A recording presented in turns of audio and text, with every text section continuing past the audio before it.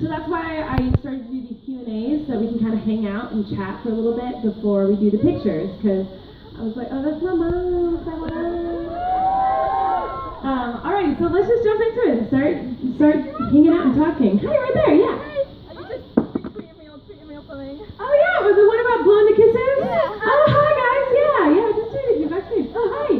What was your favourite part about being in Canada? My favorite part about being in Canada, so I lived in Canada for 4 months before I came here. 5 months, 4 months, oh, what up? I'm doing a scrapbook, so my mom's, you should take one of them, not me. I don't need me. You guys want to be in my scrapbook? Yeah! Yeah, take a picture of them and this. I want them to be in the scrapbook. Yay!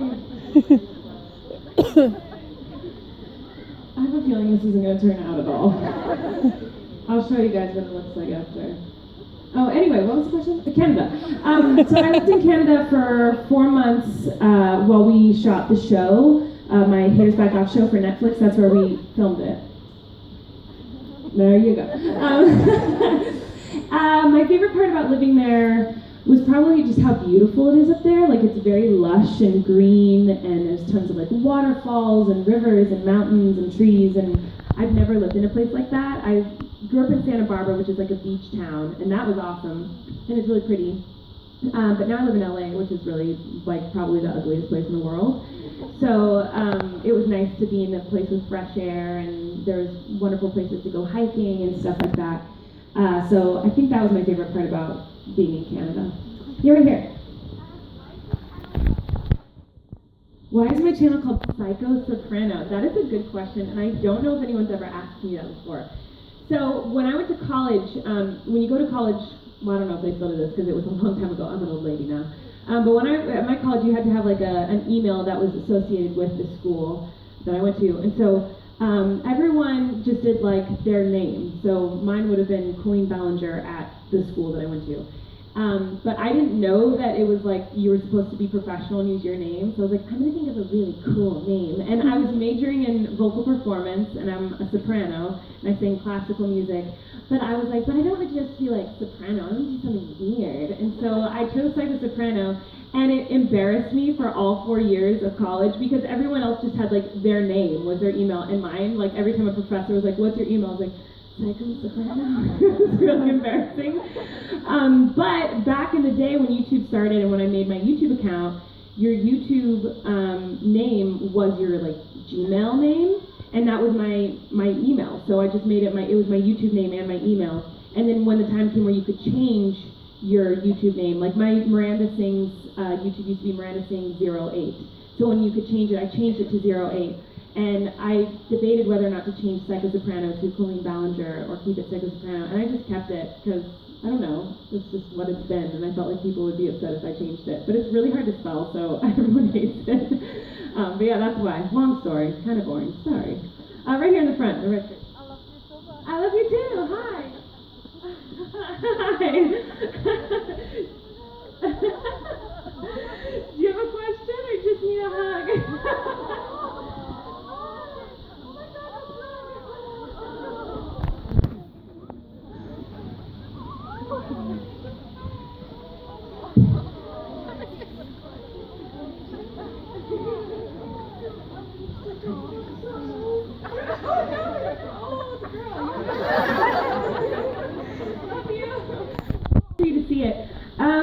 What I can tell you about it, let's see. It's like the origin story of Miranda, so it's like how Miranda came to be. So you get to see like her family and how she got to be what it is now. So that's exciting. That's what the show's about. I can tell you there was a lot of improv on set, which was really fun, and normally you don't get to do that kind of stuff on TV shows, so I felt really lucky that we had a cast that was so funny and was able to improv with me every day. The one thing I like to tell people when they ask me about the show is like, I can almost guarantee you that any scene you watch that I am in, I was really sick during. Not like I had a cold, but I had to eat so many things and it made me nauseous, which is a weird fact, but when we were writing the show, I wrote in a lot of like weird eating scenes for Miranda, because Miranda's always eating gross things and whatever. So I didn't think about it when I was writing the scenes that I would have to be eating them over and over and over and over again for 18 hours because you shoot one scene for hours and hours and hours and hours and hours.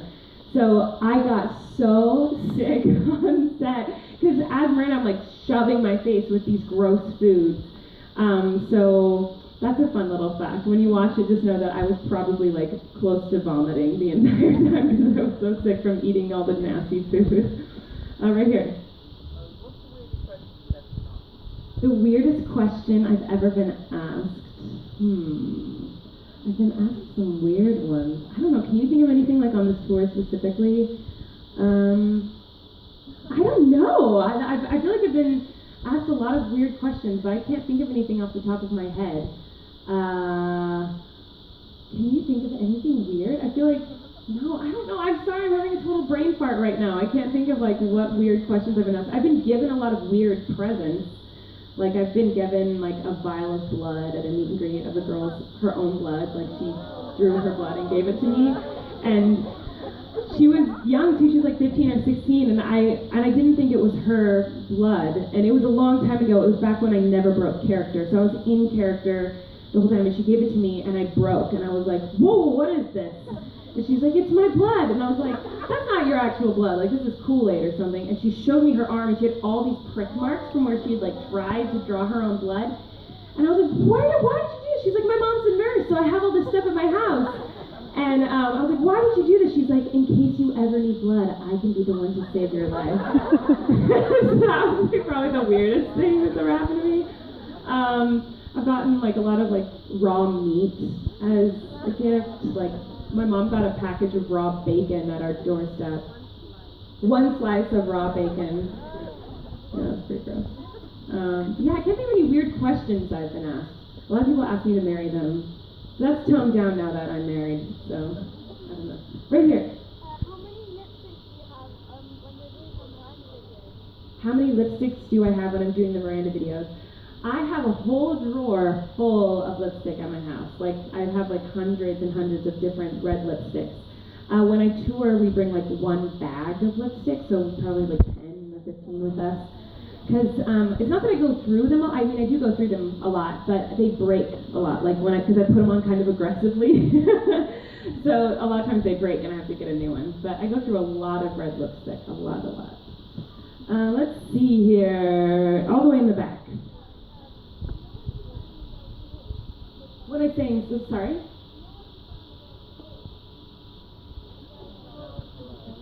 Adele's hello, yes, I'm sorry, I couldn't hear you. Did Adele ask me to sing with her?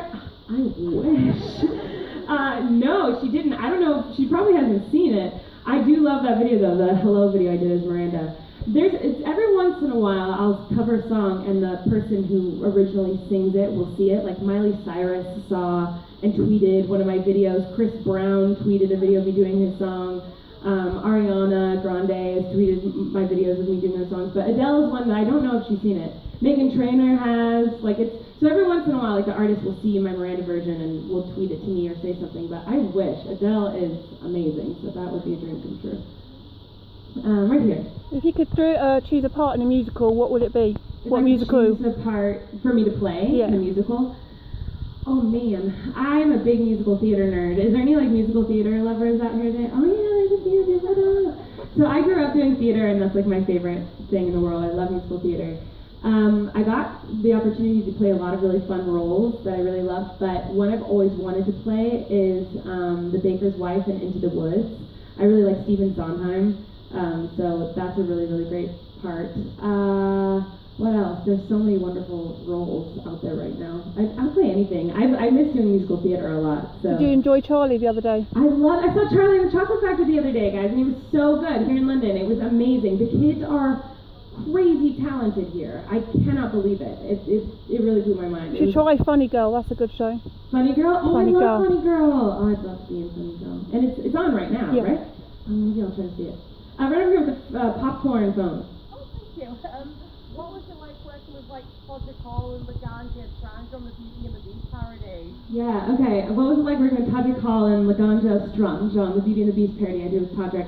Todrick and I are good friends, and he's so talented, so I love working with him. Working with Todrick is like a whirlwind, though, because he does like these crazy, insane music videos that are so high production value, but he does them in like 2 hours. So it's just madness on set. Everyone's running around doing hair and makeup and like freaking out, and Todrick is super stressed. Corey is familiar with that because he used to work with Todrick all the time too. But it was super fun. He came up to me, he's like, "How are you so chill? I'm freaking out." And I was like, "I don't know, it'll get done." But all those drag queens are hilarious. I did a live show with Todrick in one of his shows, and there was like Laganja Stranja and like, who else was there, Corey? There was like,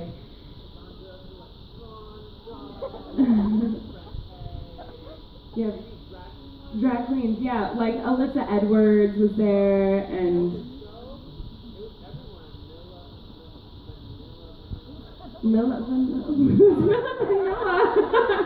Anyways, they're all really nice. They're crazy. Like, they're all really intense and over the top and like really funny. Like, you just laugh a lot when you're with them all. Right here in the glasses. Will I ever come to Dubai? I would love to. That would be a dream come true. I've never been, but it would be amazing. Maybe someday. Keep my fingers crossed. Right here at the braid. It's beautiful. What advice could you give me for my new YouTube channel? What advice could I give you for your new YouTube channel? Let's see, there's so much advice I could give you. Congratulations on having a new YouTube channel. What is it? It's for me, myself, and Jessica Hall. Me, myself, and Jessica Hall. Jessica Hall? Yeah, everyone subscribe, check it out. My biggest advice would be don't get discouraged if it doesn't take off right away. I was doing Miranda for a year and a half before anyone saw the videos, and my Sopranos channel didn't take off until a few years ago. And I've been doing YouTube for 9 or 10 years, so it takes a long time for it to happen. And have a schedule. I always say this to anyone who wants to do YouTube. Have a schedule for yourself. So like post every Monday or every Monday and Friday or something, because that really helped me. My Miranda channel was kind of like at a stagnant spot, and then once I started posting every Monday and Thursday, my views started going up and people started watching more often. So that would be my suggestion to you. Good luck. I'll have to subscribe. Yeah. Okay. On the end of here, what's your shirt say? You're not Colleen Evans. Oh my God. I love that. Hi. What am I most excited about with my puppy? Oh my gosh, you guys, I have a dog. Actually, Josh has a dog. Before I left to come on this tour, my husband, Joshua, was like, "I'm gonna get a dog." And I was kind of iffy about it because I'm never home, and that made me sad that he would get a dog when I'm not there. But he really, really wanted to do it, and he got attached to this dog at this shelter that he went to. And so he brought it home, and I was like, "I'm not gonna get attached to the dog. I'm about to go on tour." And I was only with the dog for 12 hours before I left for this tour. And it was obsessed with me, and it was the most glorious thing. Like, it slept with me all night long, cuddled me.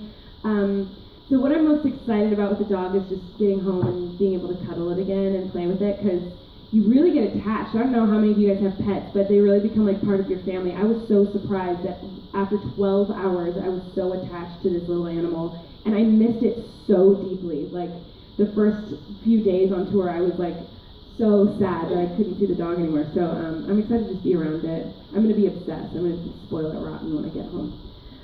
Let's see. With the black choker on, I like your crop top.